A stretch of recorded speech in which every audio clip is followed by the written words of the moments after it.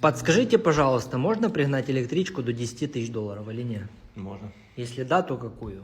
Лиф второй можно пригнать. И все?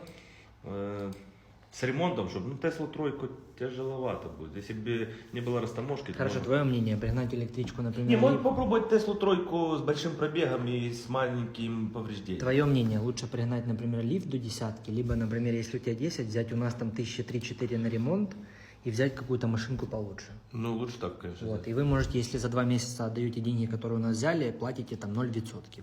Если там уже на 3-й місяць, то 1-3%. Тому краще зробити отак. За свої деньги пригнати машину з Америки купити, а тут уже у нас, якщо що, взяти деньги на ремонт. Отак, тому звертайте.